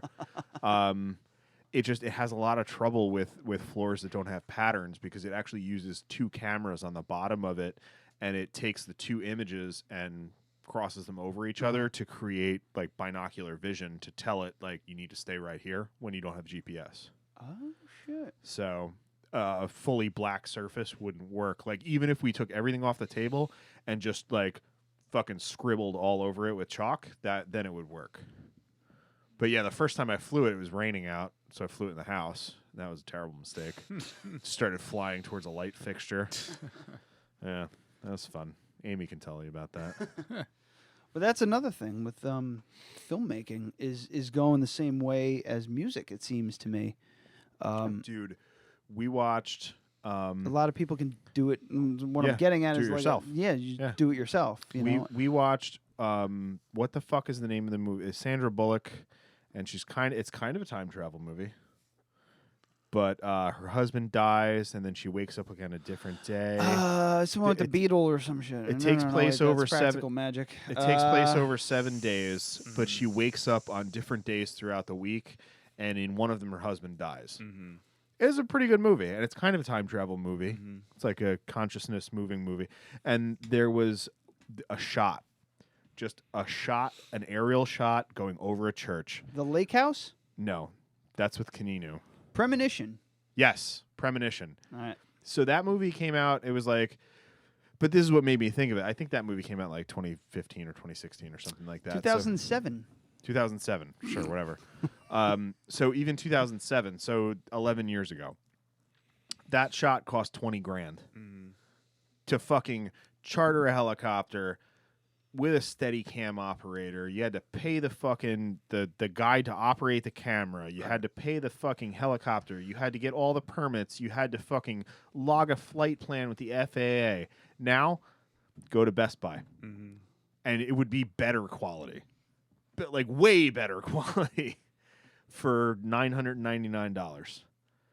And like I was talking to Look at the draft. Yeah. You had to do this dumb shit on a typewriter or a fucking word processor or some shit. And then somebody was just like, hey, let's make a template program and call it Final Draft, and people pay a ridiculous amount of money for it. Talk to Jamie he was a regular, I don't know, maybe he's dead now. He hasn't been around in a while. But he's a regular at the coffee Staten Island thugs killed him or something. But Jamie's like this like crazy eclectic weird guy, and he was a PD. All he did was shoot. He was a camera operator and director of photography and all that. So DP, I said PD, I think. But, that's right, DP all day. Yeah, double penetration. That's what Jamie's into. But he was like, we did the Arlington Street Fair, and I threw the drone up in the air for fucking 15 seconds. I got a really cool shot of the crafted cup, and then I got a shot of the whole thing. I cut it together on my phone and sent it out to Instagram in 15 fucking minutes. And he's like, I saw that, dude, and he's like, those shots back in the early 90s when I was shooting, that would have been $50,000. Yeah. Just $50,000 for those 2 shots. Because he was like, we would have had to have a steady cam operator, and we would have had to do it backwards so that he could like move into the helicopter, and then we would have to cut that with a different camera in the helicopter, and then the helicopter would have to take off from the middle of the street with all these busy people around, and then fucking do that. He was like, the insurance would have been $5,000. I mean, the iPhone takes better footage than any camera than they had in most of the film. Yeah, like, it's crazy. And I remember history of film. And I remember when the first Star Wars prequel came out, and that was the first full length feature film that was shot digitally, and it cost twice as much as shooting it on film. Yep. And it didn't look that good. Nah, you just watch it now, and still it looks terrible. But it blows my mind how much like technology is just kind of just allowing everybody to throw their hat in the ring. You could do anything, man. You could do on GarageBand. You could put out, you could do a record. Well, this fucking thing, I couldn't do a podcast. You have to get a slot on the local radio station. And you have your own radio station. And break your ass until you get picked up by a bigger one. I think it presents a lot of opportunity where you could do your own shit. But it also dilutes it. Yeah, because then everybody's doing it. And then, you have a web that's just saturated with a lot of cool shit, but a lot of garbage too. And people have to sift through it. Like this show. So we are a diamond in the rough. Is that what you're saying? Yes, because that's what I'm I think. We have been talking. Let me know what you think about this. We've been talking about doing a fully analog podcast. So it's a podcast recorded on tape that you need to subscribe to and get through the mail. Yeah. You have to buy a tape. I thought you were saying the recording quality of analog. No. People like we will record it on tape and then duplicate it on cassette tape. And then in order to listen to it, you need to send us a check through the mail. And we will mail it to you. I was reading check only. Yeah. No, we could. I mean, we could do COD if fucking UPS still does that. Cassettes have gone up. Does UPS still do CODs? 37% or something, like sales of cassettes. Because people are buying them. Yeah. We had a tape. Thing. I wouldn't say we had a tape label in. We had a person that owns a tape label in here. Yeah. These are all the tapes. These are all Queen City all tapes. local bands that only release this stuff. That's what I'm telling you. These It's going to come songs back. on tape. Look. I love to record. And they're all fucking great bands. Like if I had to record Womb of Nations isn't in there, but GarageBand or a 4-track, like a Tascam 4-track, I would rather use the Tascam. It just sounds way better, and if you can multi-layer it, you can do like plenty of shit. But they're cool, man. Yeah, it's not a bad idea actually. But I think once we got popular, because you have like comedians like Tom Segura selling fucking vinyl records. Yeah. Who the fuck thought that you could market that? Right. A vinyl comedy record? Well, like he's not Richard Pryor. That's how comedy record. Yeah, that's how comedy's albums were. But back then. people are like, I want the big one, and I'll listen to it one time, and then I'll put it on my wall, and whatever. If that's fine. But I think it's fucking cool. I love tangible stuff. I like things. I like collecting shit, and I love the idea of if we ever got popular, that would definitely sell. Just be like, no, you cannot buy it online. You need to send us a check with your address through the mail to this address, and we will mail you a cassette tape. And that's it. It never is released on the internet. So in order to listen to it, you massive have to collector's item. Yeah, I think that would be really fun. Dark Side. I said I got a gift certificate to Dark Side. I went there. I had to order most of the shit that I wanted because they didn't have it on CD. I still buy CDs because I want something tangible. I hate CDs. I don't have a record player. Yeah. And I don't want a fucking record player because I have hundreds of CDs. But the thing, like, I think I take shitty care of CDs. All my CDs skip. Oh, mine are Unlike fucking tapes, pristine. Unlike tapes where I could still play them, or records that'll still play. Like my mom gave me a lot of like old Beatles records and shit. They all still play records fine. are hard to fuck up as long as they're decent quality. The stuff in the 80s and 90s got really bad. Yeah. Because it was on its way out. They were super thin, so if you ever stacked them, even for a couple of hours, they would get warped and flatten out and get all fucked up. But I asked JB, I was just like, man, these albums haven't been out long. Why don't you have them? He's just like, we don't. No one fucking. He goes, you're the only asshole that comes in here and buys them. Well, even everybody else buys a record. Your car though, like you could play CDs in your car. I play records in my car. I can't play CDs. I don't know what the fuck's right. It's so weird. It's like a giant. It's like a giant thing. You slide the CD, the fucking record into. But nobody has anything to play CDs on anymore. I do. Yeah. Yeah, but I'm just saying, like, if you have a new car, like a newer car, they don't make cars with CD players anymore. There's an aux cable. There's a Bluetooth and Yeah. Bluetooth So or an you aux get your cable. Discman, and then you plug it in. Yeah, that's what I used to do with the cassette. Like that's how I played CDs in my car, but there's no tape deck. Yeah, you know. I mean, my car has a broken CD player in it, but you know. I had the best vehicle I ever had was the Great White Hope. I had a tape deck. My and a '98 CD player. Chevy Blazer had a tape deck and a CD player. It was the greatest fucking thing ever. Yeah. I dug out a bunch of old tapes that I So made. he of had the the radio fucking station. tape adapter with his old ass Rigged it giant up. brick of an iPod, which he still has and still uses. So Okay, you talk shit about records and you're still using that broke ass iPod. It works. The quality's fine. It links up to my car. Why the fuck wouldn't I use it? It still works. When it's just a bed, I'm not going to go out and buy another goddamn iPod. Okay, but it died and you sent it out to be fixed. Because it was fine. It needed It new was headphones. fine. I took it apart and tried to fix it myself, but I can't because I don't have the right tools. So I sent it out. It cost me $50. Was it 50? It wasn't even 50. It was like $30, and they sent it back. And now I actually have like nice black like switches and jack plugs and everything. Fuck you. The thing works great.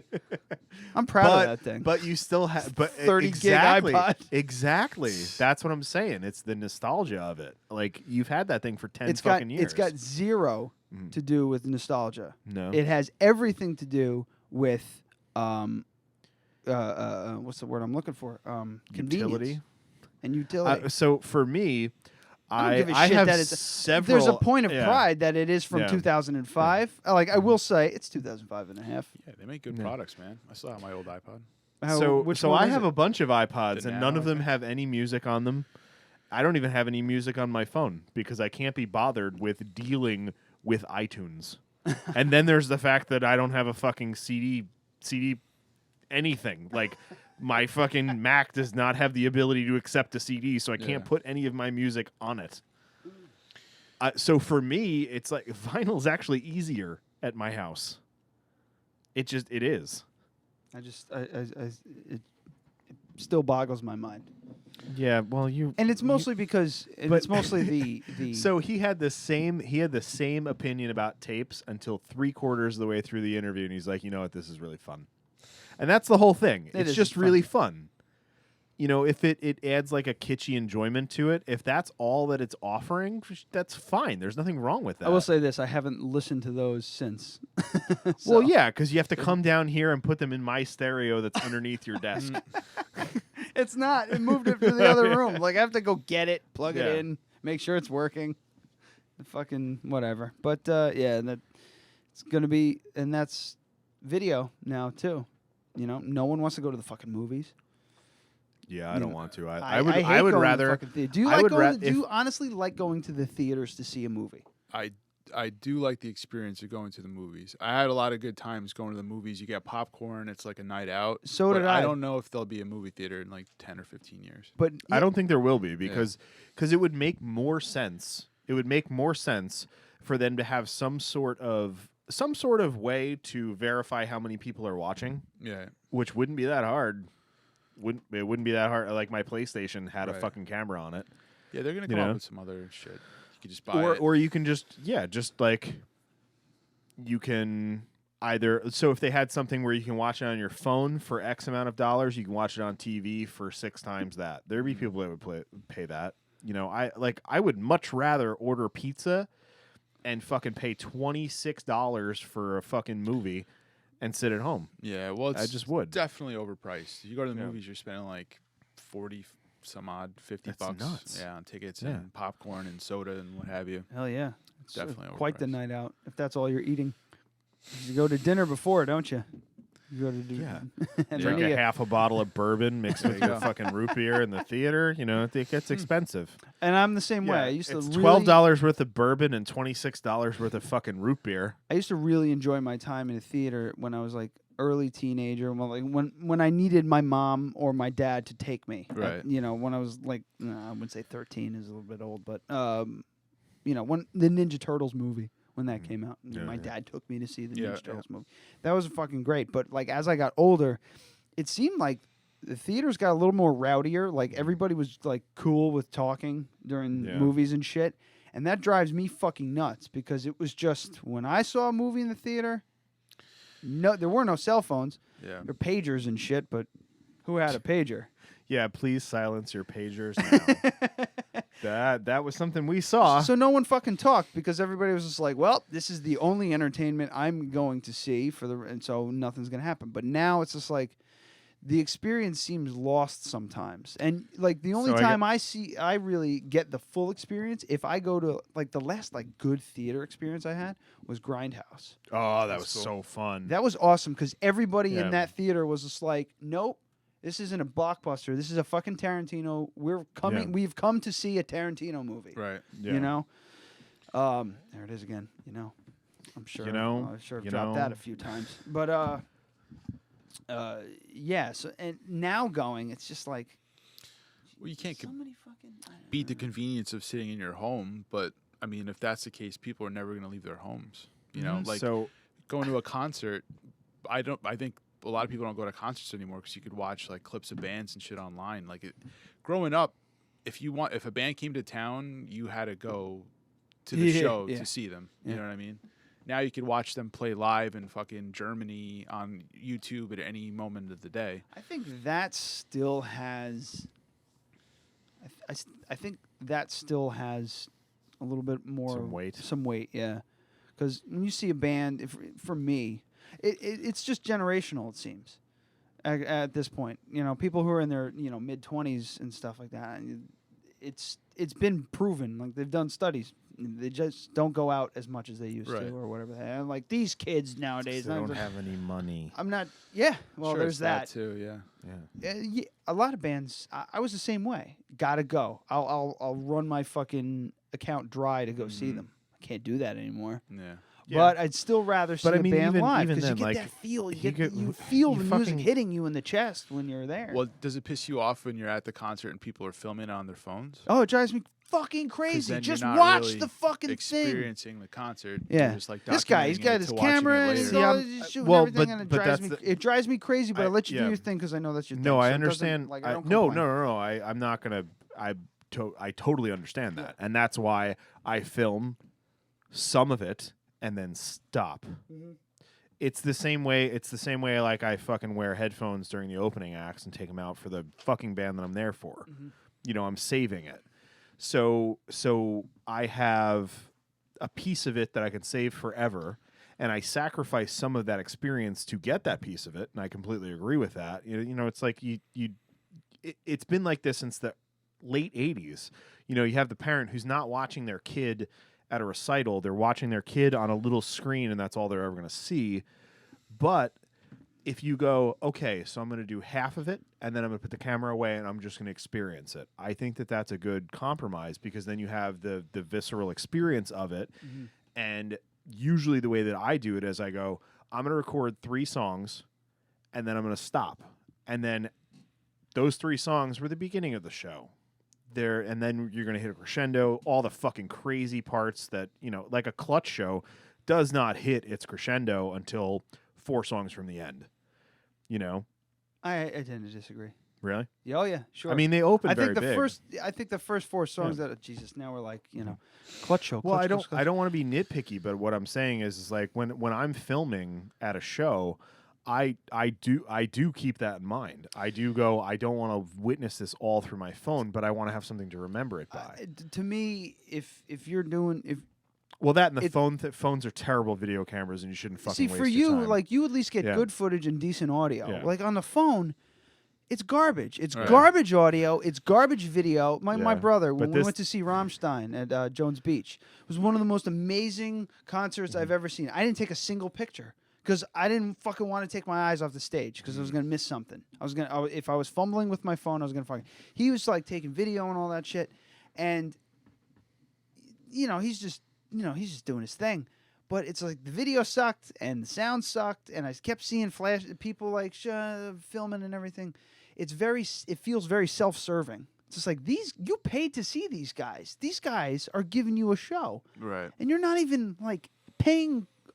You're not even paying attention. I don't want to turn this into an iPhone versus Android thing. Oh Christ! Like I don't. But you're gonna. I don't want to. But I didn't post any of this. This was from the last Clutch show that we went to, and I'll pick like a random. And like this show, I was all pissed off, and we've talked about it on the show, so I'm not going to. Like, I brought like a decent camera in, and like I got it in, and it was fine, and then it was like a whole security thing and whatever. But I'm just gonna play this, and let's see if it.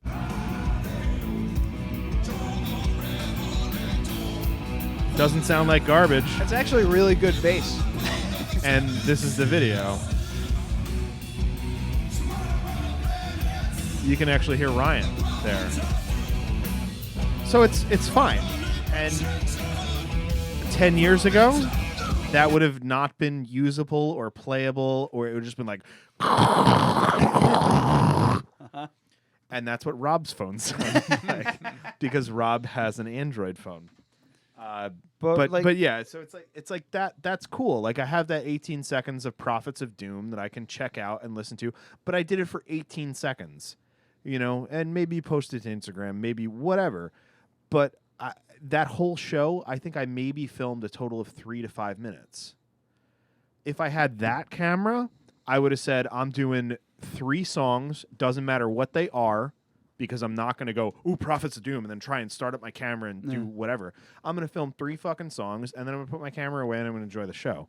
So that I have those 3 songs to remember and to put up on the internet and, whatever. When was the last concert you saw? Queens of the Stone Age. When was that? September, I think. Oh, shit. Yeah. Pretty recently. Yeah, they played in Portchester, which was cool. The fucking Capitol Theater. Yeah. What a great beautiful place to venue. see. Yeah, that was a fucking But great they place. are fucking that was Nazis. where that show was. That's where that was. Yeah. No And stage diving, no moshing. The They worst, have all those the signs worst up. Clutch show we've ever seen. Yep. Really? Because the crowd was like afraid to freak out. There's shows no are fun. different. Just stand there. Yeah. Stand there and listen. Queen's shows are actually kind of like Yeah. that. Like they're never like crazy energetic. I don't think it's just you're there to see this. I mean, there was mishmash of- enough because the whole bottom part is all general admission. Mhm. So yeah, I mean, there was drunk people like trying to mosh and shit, but we just a couple of people got thrown out. Yeah. It got a little rowdy, but it wasn't like going to a hardcore show or something. Yeah. See, Queens isn't that kind of band. How was that though? They were fucking great. What'd you think of the new album, Villains? It was okay. How many times I like the did artwork, you listen to but it I a haven't lot? listened to it. I listened to it a few times. I tend generally if people like something, I don't. Oh really? Yeah, I like the most usually bizarre album. Like my favorite Queens album is Era Vulgaris. Really? Yeah. So I like more bizarre shit. Yeah. So I didn't really like the new album that much. I thought it was good, but See, I thought it's not my favorite. Clockwork was a goddamn masterpiece, and Yeah, it was I great. like that's like one of the that went straight to the top of like my favorite albums of all time. Yeah, this it's a one, fucking great album. this one was like, it's not as good as like Clockwork. Yeah, but it was a it's high still fucking good. expectation. Like I re-listened to it, and I just got it, and I'm listening to it, like the full album all the way through, and I'm like, all right, this is cool. They had like more of a different. They did something with Mark Ronson, which was a little different. Who did Uptown Funk and shit. Yeah. So it's Yeah, so something it's- out of the box for them. It is. but It's a little more dancier, a Yeah. little more poppier, but But- it's fun. I thought it was fun. Sounds like Dazzling Dooms to me, a little bit. They ripped us off. So, yeah, where are we at here? Yep, see? Yeah, 150 or 148. So, I think that will pull the plug. Yeah. Yeah, I'm good with that. All right. This is Anything very I feel like this is a very serious show. I didn't get any there yeah, were no one-liners. I know. Not a lot. Yeah. Well, we're just So the show is Going- going to be called called hashtag Pokemon fail. going Yes. deep. Going deep with Mark Gerlach. Yes. Writer director Mark Gerlach. Yeah, write that down. I kind of like that. Well, I already have with writer. So going deep. Yeah, there you go. That's too much. That's long. Jeez. Well, thanks for returning. I hope we didn't Yeah, let man. you down. Do I get second like a time. vest or a jacket or something for being We a have plenty a of guest? stickers. Take as many stickers as you'd like.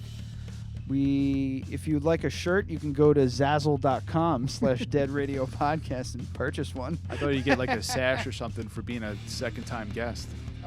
You know what? We should probably start giving something out for that kind of That would shit. be. I think we could come up with something fun. Scott doesn't get one, though. He doesn't count because he's not a Like businessman. Branded anal lube. I think we can make that happen. Oh, and my favorite thing on our Zazzle store has to be the bone china mug. Yeah. That is not vegan because Is that up? Yeah, You it's made up. it? Mhm. I made specifically a bone china mug, and they Yes. use actual like animal bone in the porcelain. I was thinking something different. What? I thought you were talking about the wrestler China. Oh, no. Because I was thinking Nope, somewhere else. it's not a picture of China getting boned on the front. Rest in peace, China. Thoughts and prayers. She's dead? Oh, she died. I didn't know that either. Drug overdose, yes. Can we end on a high note instead of like dead China? But Bone China is also a Mother Love So Bone she's song. did she spell it like China or is it like with a Y? Well, yeah, it was a Y, I think. Wait, no. I'm just writing it down, then we'll know. So I'm just going to write it down, and maybe we'll make something. Because I did come up with a really, really good Photoshop idea today, which is not going to be that, but I want to start Photoshopping your face onto things again. Okay. Because that was really fun. Nice. Yeah. It's actually CY. Yeah, you got it right. Go. Yeah. All right. All right. So, anybody listening, check out marktgerlach.com. MarkTgerlach. Check out his treatment. Is that what they call it? Do they call it? No, a it's a treatment? screenplay. Yeah, What's a it's treatment?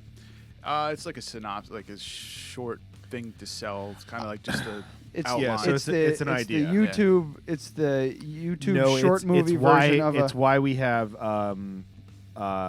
Armageddon and Deep Impact in the same year. Ah. Why we have what's the other one? Twister, and all the other Twister movies that came out that year. I don't fucking remember. Well, he's got If It Bleeds, It Leads, his screenplay for a movie that Adam will be shooting in the next couple months. You take a look at that as well as the other ones. What are the names of the other ones? Haunted Portraits and the Cosmic Pyramid. Ooh. Yes. I like the Cosmic Pyramid. That sounds fun. Also, at HV Transmitter on Facebook, that's Hudson Valley Transmitter Podcast. He's getting that back up and running.